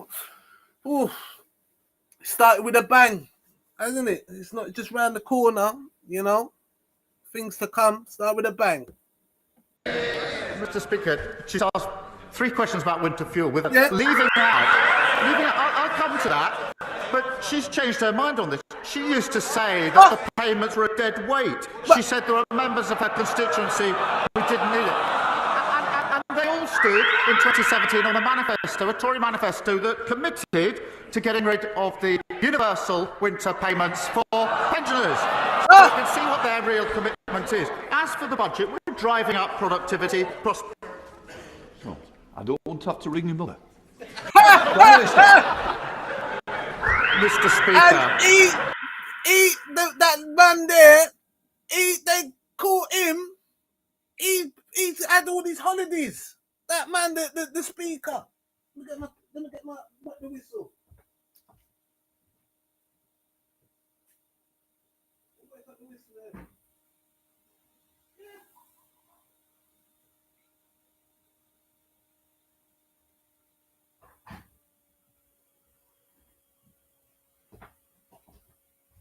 He spent all that money on his holidays at the taxpayers' cost, that one, and he's there telling the man he's going to call his mother. I bet he's cleverly up there. I bet Cleverly makes me laugh, man. The way Starmer deals with Cleverly, brilliant. Oh, man. It's funny. James Cleverly. Oh, brilliant. So, yeah, even him. He take people money and going back, he go on a holiday. We're driving up productivity, prosperity and living standards. That's a pay rise for the few million who are the lowest paid. They should welcome that. A pay rise for those working in the NHS and better than expected wage growth just before Christmas. What unites all three, delivered by Labour, opposed by the Tories. Mr. Speaker, I don't know what world he's living in. The economy is shrinking, and they did not think this jobs tax through or who it would impact. Another area affected is the hospice sector. Hospices believe the budget will cost them an extra £30 million. Yesterday, Conservatives voted to exempt social care, nurseries, charities and hospices from their jobs tax. Labour voted this down. So can the Prime Minister at least agree to fund hospices so they can continue their invaluable work helping people at the end of their lives? Mr. Speaker, we put a record amount into the NHS in the budget to deal with the problem that they left, and we'll set out the funding arrangements for hospitals in the new year. But it's the same old, same old. They want all the benefits. She said to herself she wants all the benefits from the budget, but she doesn't want to pay for any of them. That's what got us into the problem in the first place. Shenyun brings 5,000 years of culture to the world stage. Wow. Wow, this show here. Oh my gosh, it was phenomenal. Absolutely phenomenal. The show is so filled with light. It's exactly what the city needed. We needed to feel it in our bones. I was feeling entranced, I must say, because Yeah, I bet you was. Mr. Speaker, I did not hear a commitment there to help hospices, which is a shame. The truth is, this winter, people will be suffering because of his choices. The economy is shrinking, inflation is going up, and jobs are being lost because of his budget. Pensioners won't be able to heat their homes because of his government's decisions. They raised people's hopes but then smashed them with broken promises. And now we learn that he is about to give away our hard-won Brexit freedoms. This is another Mr. Speaker.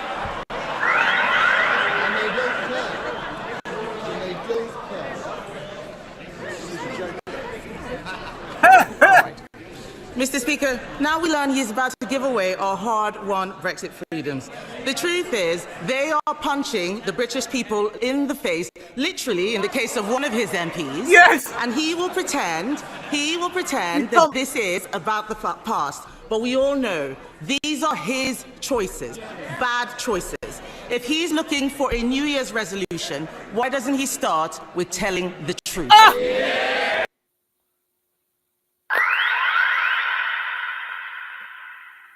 And Kemi, you know, punch in the face, punch in the face. And yeah, the other MP did. He punched the man in the face, didn't he? Up north. He said, you want some more? You want some more? You want some more? Bloody hell! Yeah, he punched the man in his face. Yeah, the Labour MP. Yes, he did. Starmer.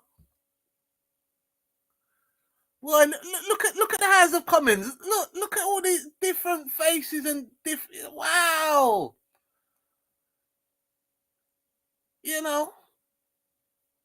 Wow, look at that. UK. Wow, look at it. My days. Who's that? Diane Abbott? What's happened to her? Oh, was she letting one go? Look like it. I'll do it now. £22 billion black hole left by there. Record numbers on the waiting list. Yes. It's not a good time to leave the chamber, is it? Prime Minister. Mr. Speaker, £22 billion black hole. Record waiting list with the NHS to hang their heads. 22 billion, you know. My 22 billion. In the red. And then Labour reckon that they didn't know about it, you know. It's the NHS. I did pop up to Whips Cross. That was great to see Whips Cross. Show my thanks, you know what I mean, to the people I'm up there. I'm gonna go and do my volunteering up there as well. Whips Cross. And it was nice and clean, and you know, you got all the volunteers there. It was nice to see, you know. But we've had an upsurge of flu, you know, people not well. I think maybe COVID's come up again as well. But yeah, it's been you know, the country's in a right state at the moment. You know, it's in a right state. Needs a lot of improvement. Let's carry on because I've got two more things to talk about, and I'm gonna have my breakfast. In shame. Immigration completely out of control. Nearly 1 million net migration. She was the chair familiar for all that. Yes. So what's the truth? That's the truth. That's why they're sitting there. Mr. Speaker, whilst they cart them the sidelines, talking the country down, this government is getting on with the job. Record funding for the NHS, money for our trains, buses, and yes, Mr. Speaker, potholes. Pay rises for 3 million of the lowest paid. Wages growing faster than inflation. Planning laws reform. Great British Energy set up. We're only getting started. Next year we'll continue to rebuild, no matter what the blockers opposite say.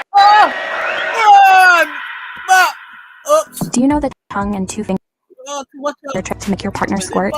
This little known trick among men can make any woman squirt liters.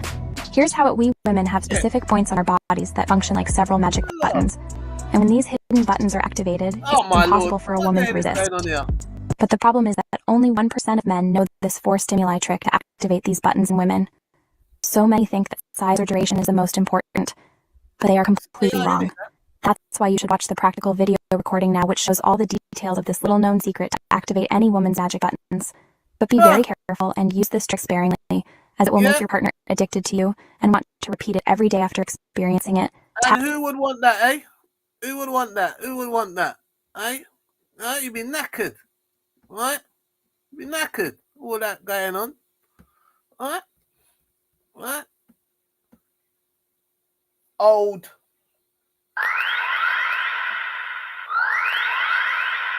Yes, this film here, man. I mean, so it's Night Shy. Oh, I can never say his name. Shyamalan. I think it's a great film. I watched it last night on Film 4. You know, I'm surprised I got to sleep because it's a bit scary. You know, it's scary, this film. Old. Right, old. Let me see if they got the. I mean, you must have seen it. You must have seen it. You know, you must have seen old the film. But for me.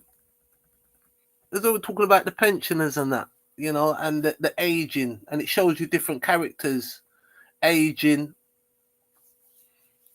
Right, so when you go onto this beach. Right, there's like an experiment going on this beach, and people age quickly, right? Like it's the speed of aging, right? It's sped up.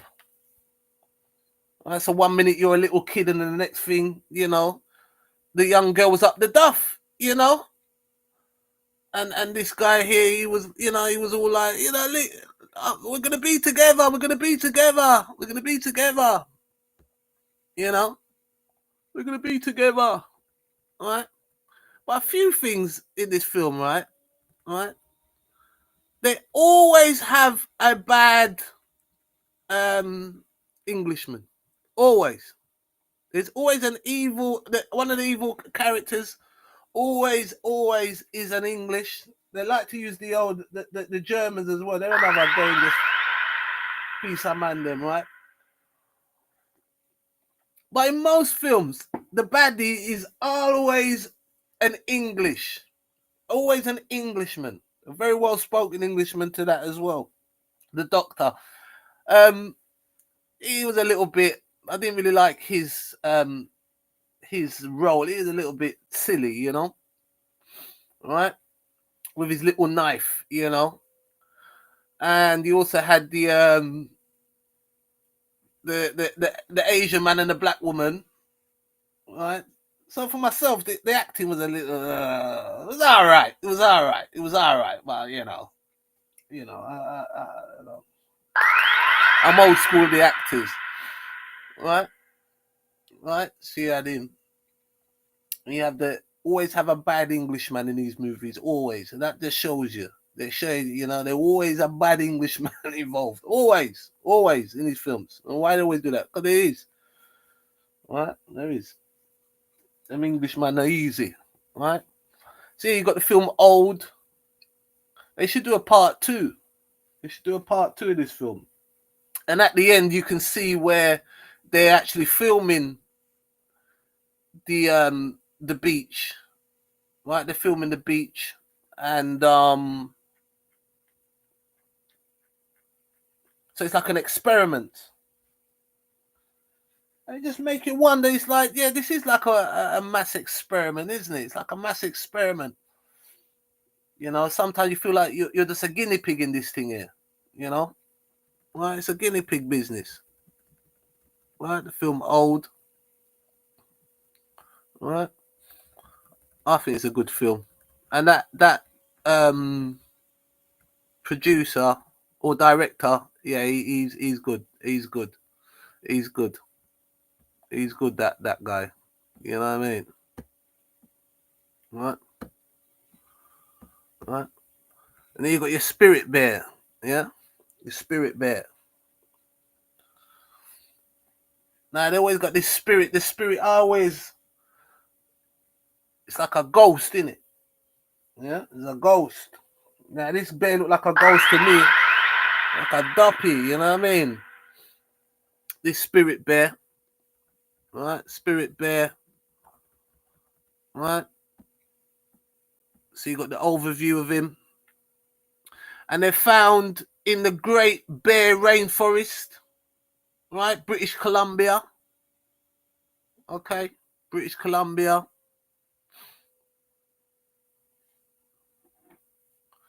Now it's not a albino bear. No, it's not an albino bear. They said they still got pigments. As you can see, he's got pigment on him underneath, you know. But he's been ghosted out somehow, you know. Right? Ghosted out. And these bears won't mix with each other. You won't see them ride the other one. No. They all ride each other. They all ride each other. You know what I mean? They just ride what they ride. You know what I mean? You understand? They don't ride on like a brown bear or a Kodiak bear or, you know, all them kind of bears. They all keep themselves to themselves. You see? It's nature's way. Unfortunate, but that's how it is. So you've got your adult spirit bears known as Komodo bears. No predators other than humans. None. Apex predator. Right? Them bears. Right? Them bears. Remember Leonardo DiCaprio had a bear nyam him up? Yeah? And Tom Hardy. I like Tom Hardy. Right? So, this is in Western Canada. Some islands, yeah? Subspecies of a black bear. Right? And they are a keystone species in the ecosystem, playing a vital role in forest growth by spreading nutrients from ocean to the trees. You see? Right? So where they're eating the fish, right? Then they, you know, go back to the forest, you know, where does a bear go to the toilet? Right? And spreading nutrients. So everything has a place. Everything has a place. And who comes along and tries to get, you know, predates on them, obviously maybe for their fur, and or maybe they, you know, they've gone up there to set up shop, and next thing the bears come down there and, you know, rightfully so, clawed off their face. Yeah, claw off their face. What are you doing here? What are you doing around here? Claw you up, bite you up. Right? They want to eat you. You know, they will just eat like a little bit of you. You know what I mean? Like maybe a liver. They just eat your liver and then left the rest of you. Nothing else tastes good. You know, not much meat on the bone. You know? So you got your spirit bears, need old growth forest to live, right? Stay safe from predators, logging, mining, and fishing are all a major issue that affects their habitat. Yes.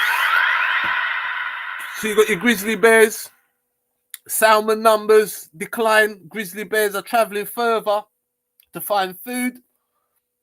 And they're now going into the spirit bear territory. So look, they're two bears. They're bears, but they live in different neighborhood. And then what happened is Now the next bear coming to his neighborhood, problem start. You see, nature done set it for us. Problem start. Right, so now probably the grizzly bear is the grizzly bear is dangerous. You know, he's larger, stronger than the spirit bears. He's now gonna beat up the spirit bear, take away his food. Then you're gonna get your decline in numbers. You see everybody's got a place, right? Our nature is wonderful nature is, yeah. Okay, so nature, right? And then you got your hunting. So it's illegal to kill a spirit bear, but hunters may shoot a black bear that carries the spirit bear gene. How about that?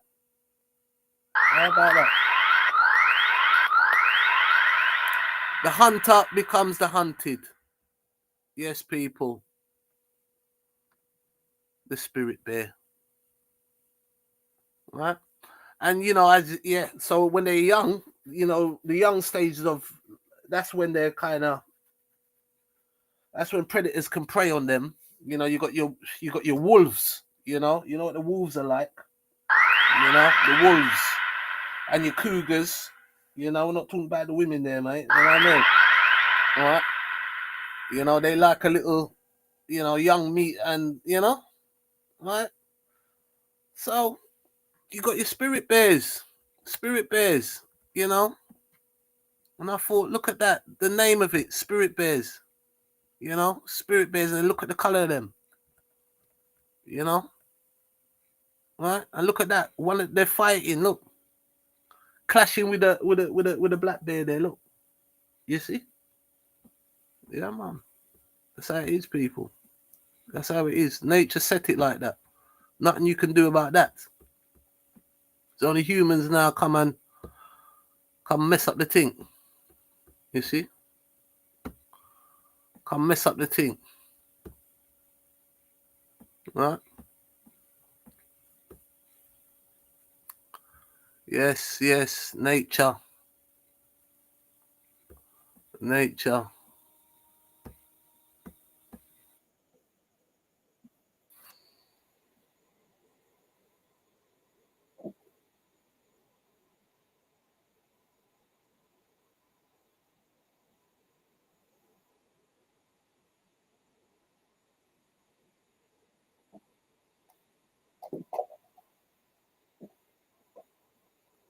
Nature settings, people.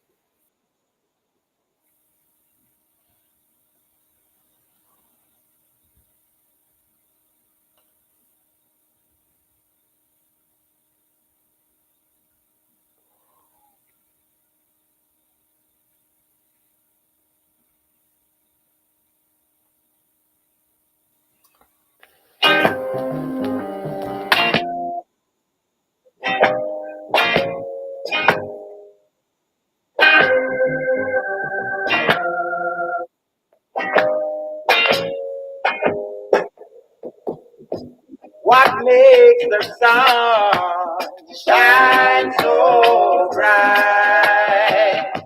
What makes the moon shine all night?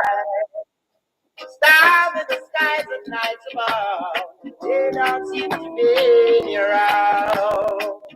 Stars in the skies at night above, they don't seem to be around. It's the mystery of nature, mysterious nature. It's the mystery of nature, mysterious nature. Oh, what makes you see fruits on trees? Induces on any the reason. Leaves are green on a tree, but not on the reason that leaves are green on a tree, but not on the reason that it's the mystery of nature, mysterious nature. nature. Mysterious nature.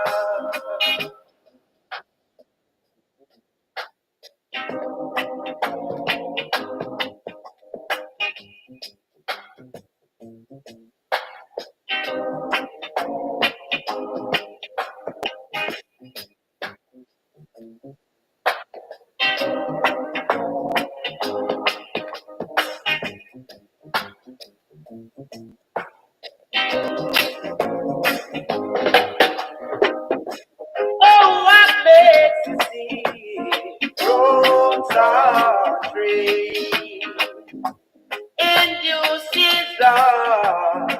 Tell me the reason.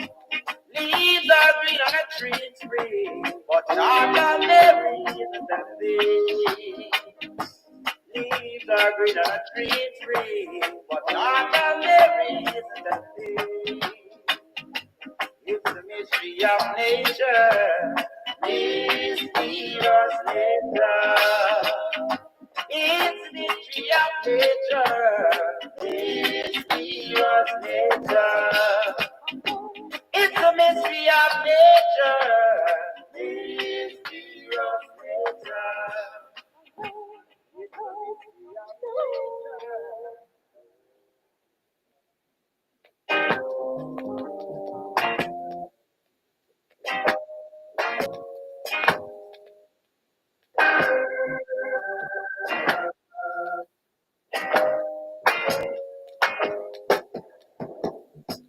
What makes the sun shine so bright?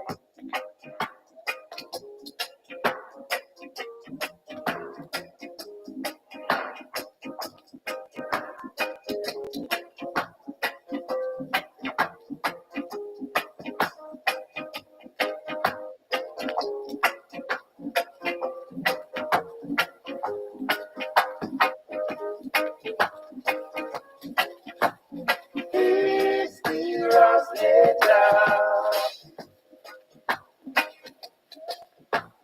mysterious nature.